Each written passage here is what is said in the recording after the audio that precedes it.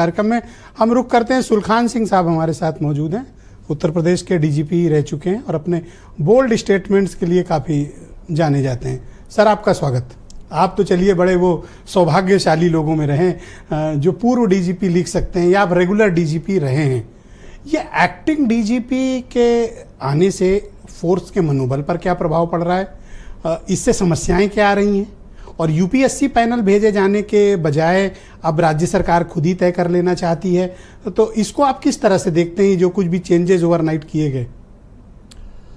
ब्रजेश जी, supreme court ने अपने आदेश में स्पष्ट रूप से ये कहा है, 2019 का आदेश है इसी प्रकाश सिंह केस के रेफरेंस में, कि कोई भी सरकार जी ये बात कभी दिमाग में न लाए एक्टिंग डीजीपी बनाने के बारे में।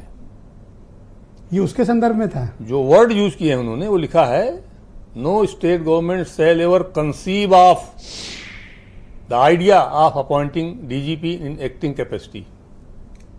तो एक्टिंग डीजीपी के लिए बहुत सख्त मनाही किया था उन्होंने, लेकिन अब लोग न माने। बट एवरीवन सबको यूज कर रहा है, तो अब जो कोई नहीं सुन रहा था क्या किया जाए। 2006 का फैसला है, आज तक। आप तो रेगुलर डीजीपी रहे। मैं रेगुलर डीजीपी रहा हूं। आपका नाम यूपीएससी से आया था? नहीं, मेरा नाम यूपीएससी में नहीं भेजा गया था। तो दिन आप कैसे रेगुलर डीजीपी हुए फिर?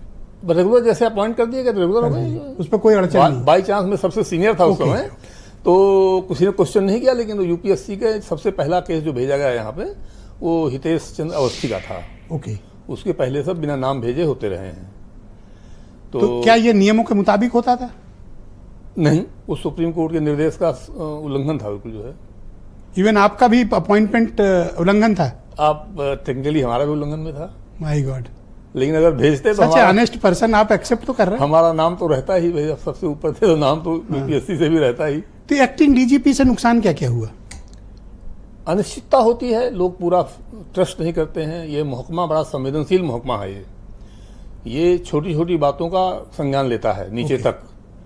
तो जब तक जैसे छोटी बातें, जैसे कि डीजीपी की बात सुनी जा रही है कि नहीं सुनी जा रही है, पोस्टिंग ट्रांसफर में उनकी बात चल रही है, या गृह विभाग अपनी चला रहा है, कौन चला रहा है, तो ये बातें अगर फैल गई तो फिर नीचे के लोग फिर ध्यान नहीं देने लगते हैं उस पर। जो है, नीचे से मीन्स की एडीजी से लेके थाना अध्यक्ष तक, थाना अध्यक्ष। हाँ, फिर वो सब लोग अवॉइड करते हैं, हटो बचो, थोड़ा टाइम देख लो, अब इनको चलने दो फिर। ओके। तो ये बहुत जरूरी है कि डीजीपी जो बनाए, सरकार का कॉन्फिडेंस हो, उसको बनाए सरकार, और फिर वो रहे और उसकी बात सुनी जाए। ये जो नियम बदले गए और कैबिनेट से कल प्रस्ताव पास हुआ, इसको आपने स्टडी किया, आप इसको किस तरह से देखते हैं? मैंने कोई नियमावली नहीं देखी है, शायद अभी जारी नहीं। एक्चुअली वो पब्लिक डोमेन में नहीं है अभी, वो अभी जारी भी नहीं हुई होगी। अभी कैबिनेट का फैसला है, तो जारी होने में एक आध दिन का टाइम लगाते हैं लोग। मोटे तौर पर क्या समझा? लेकिन जो प्रेस विज्ञप्ति देखी है मैंने, उसके हिसाब से इसमें ब्यूरोक्रेटिक वर्चस्व है पूरा कमेटी में, तो ये इससे निष्पक्ष सिलेक्शन की उम्मीद नहीं की जा सकती। तो ये एक तरह से मतलब जो कमेटी बनी है वो निष्पक्ष नहीं बनेगी? जी नहीं, वो नहीं हो सकती। तो यूपीएससी कैसे निष्पक्षता का दावा कर सकती है? यूपीएससी चूंकि उनका क्या क्राइटेरिया है? नहीं, राज्य सरकार के, पहली बात तो राज्य सरकार के अधीन नहीं है बिल्कुल भी वो, और दूसरा उनकी अपनी गाइडलाइन है जो पब्लिक डोमेन में है, अवेलेबल है, किस आधार पर वो करते हैं। देखिए, वो देखते हैं सबसे पहले मेरिट देखते हैं। मेरिट के नाम पे एसीआर देखा जाता है सबसे पहले। 10 साल का एसीआर होता है। तो अब आप ये समझ लीजिए कि जब मैं डीजीपी बना तो मेरे टाइम पे तमाम चीफ सेक्रेटरीज, माननीय मैडम मायावती जी, अखिलेश जी, सबके एसीआर हमारे एसीआर थे उस समय जब मैं डीजी बना था। तो इसी तरह से 10 साल का एसीआर आप देखेंगे तो उसमें 2-3 चीफ मिनिस्टरों के, तमाम अधिकारियों के हो जाते हैं। तो ये माना जा सकता है कि डिफरेंट अधिकारियों ने असेस किया है इस अधिकारी को, तो ये लगभग निष्पक्ष हो गया होगा। ये असेसमेंट निष्पक्ष होगा। अब अधिकारी कैसा है ये तो अलग बात है, लेकिन ये कहा जा सकता है कि ये जनरली एक्सेप्टेबल टाइप का अधिकारी है। ये अगर उसको सब लोगों ने अच्छी ग्रेडिंग दिया है तो वो उसको देखते हैं। उसके बाद सीनियरिटी देखते हैं।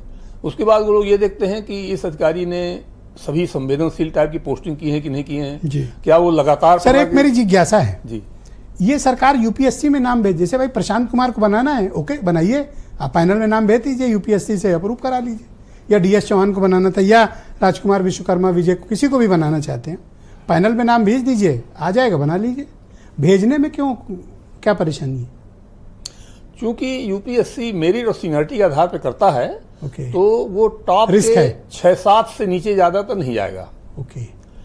और अगर 15वें 16वें नंबर पे 14वें नंबर वाले को बनाना है तो वो यूपीएससी से नहीं हो सकता किसी सूरत में भी जो है। ऑलराइट, उसके लिए आप नहीं करना पड़ेगा सिस्टम, उसके लिए आपको कोई ऐसा सिस्टम बनाना पड़ेगा। और ये जो कमेटी बनी है, आप मानते हैं कि ये कोई बहुत ये तो कोई मतलब नहीं है कमेटी का। बेमतलब है।